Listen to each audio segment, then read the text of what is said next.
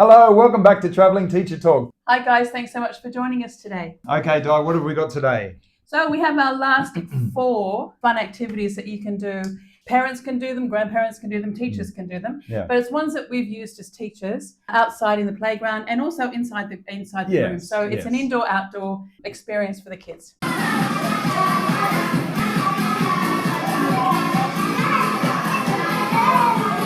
Well, we've had 3 other videos that we put out, so check those out if you want some other activities. These are just activities that we found to be no-fail go-tos. The first one is one of my favorites. It's also used as a warm-up, even for a brand new class. It's called, the song, everybody do this, do this.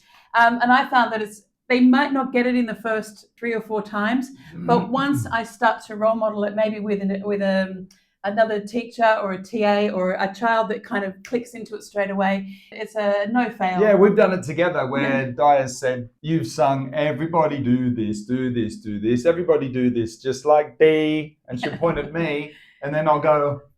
So then all the kids copy him, right? So then I just go, everybody do this, everybody do this, just like, and I point to somebody else. So it might be myself. Yeah. So we'll role model it a couple of times, and then the kids. I mean, it's such a funny thing. And there is an alternative version where if your children are old enough, you can ask them to then sing the "Everybody Do This" and point to the next person. Yeah. You'll find sometimes that it gets into a bit of a loop of 3 friends or 2 friends. Yeah. But you easily change it up. But the kids do the silliest things and you do them as well. So I found it's really good as a transition or to kind of bring them back. It's one of my go-tos if I feel that the lesson is kind of going downhill really fast. It happens. And then it's like, okay, everybody do this. And it just brings them back straight away. And it's a really fun thing outside as well, because you can be much more active and much more grandiose in your actually things you're doing. So it's quite funny. Yeah, that's a really good one. I've used that a lot, and it gets their attention, and everything you said there, it works perfectly. It's one of those games you can do even when the principal comes in or a head teacher or somebody else, you know. It's a good one. It's good. It's a really good game to play when you've got parents there as well. So like for an open day, because the parents will do it, because often they'll sit near or behind the children. And so it's kind of like Dee's mummy, all the kids get so excited. But I also use it for actual theme work as well. So we might be talking about vegetables, or we might be talking about Christmas or Halloween. Halloween and Christmas are great to do. Everybody do this too, because do this just like a witch. Yeah, just like the witch or something like that. So you can pull it out of a bag just like the witch, and they go or anything stupid like that, I guess. But that's one of my fun go-tos. Yeah, that's a cool one. Okay, my next activity, which is my no-fail activity, actually it can be indoor and outdoor, but it's better being outdoor. It's throwing the plates. So you get small paper plates. Get as many as you can, really.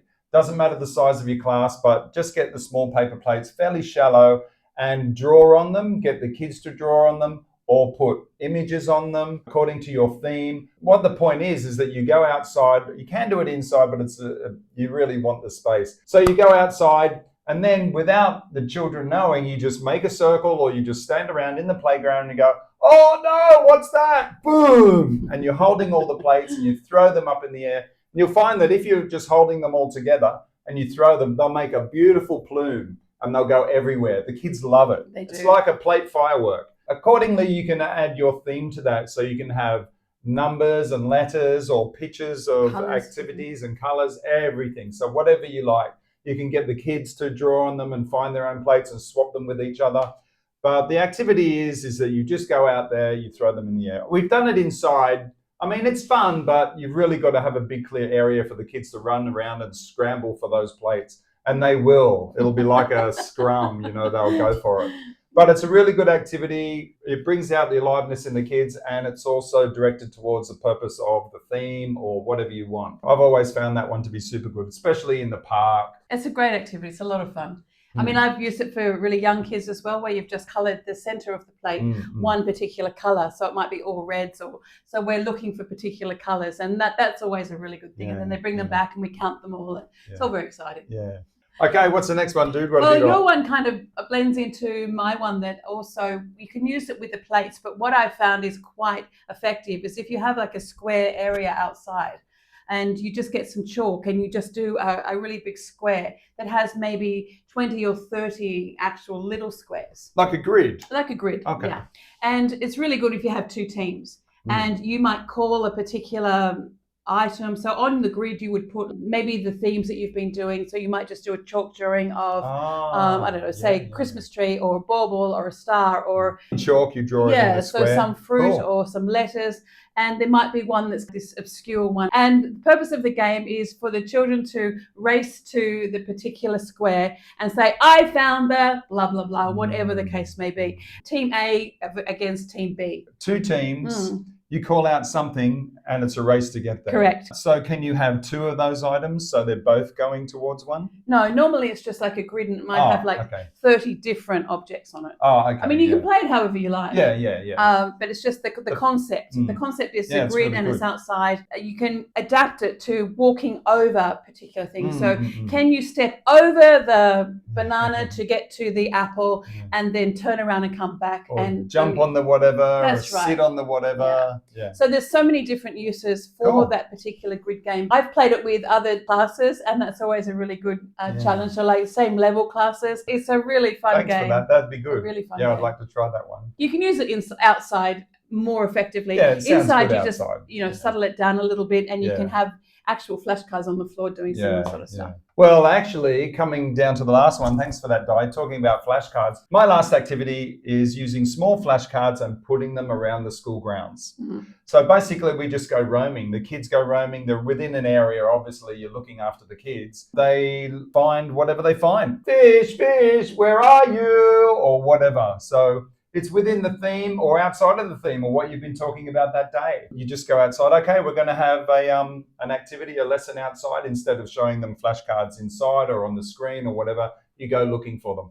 It's a fairly common one, but it's really worked well. And obviously I take 5 minutes beforehand and to place all the flashcards around the school in obscure places. It's really good if you can have small cutout flashcards, not the great big rectangular ones. So just use small cutout flashcards. Use a bit of blue tack on the back or double-sided tape, but obviously put them on things that's not going to pull the paint off or something like that. Be careful. And so just pop them all around the school, and the more the merrier. So that can become your activity and even your whole class. And the kids really enjoy finding them. All of a sudden, when one kid's pointing at the fish, the fish, the fish, they're all using the language, and you're extending that language as well. I found the fish. Where is the fish? Fish, fish, where are you? The fish is over there. So the fish is in the tree? The fish is over there. The fish is in the tree. Where was the fish? So you can use lots of different language. You can extend the language according to the age group. And so then you can refer to that in the classroom for backup as well. It's a really good activity. Yeah. I mean, you can do so many different concepts with that. Like even with the fish in the tree. Do fish live in trees? Where do the fish live? They live in the water. That's right. So, there's so many other extensions that you can do. Yeah. But the activity itself is really good. It gets the kids involved and it gets them actively using the language as well. So I like that activity. I've used it plenty of times and you've heard me using it plenty of times. It can get very loud. It can get very loud. It's a really good activity if you've got the whole playground to yourself.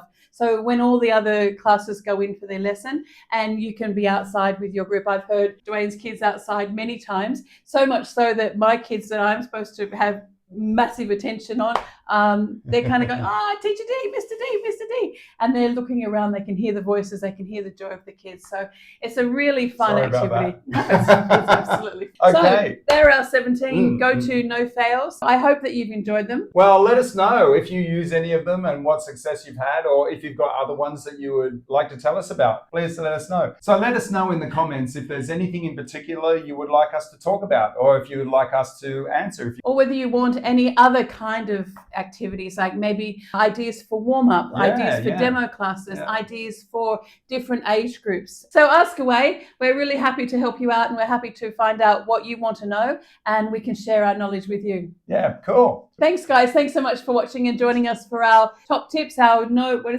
No fail go-tos. I call them my go-tos, you call them the no fail, so we've blended. I hope you've enjoyed them. Thanks again for watching, and we'll see you in the next one. See you in the next one. Bye.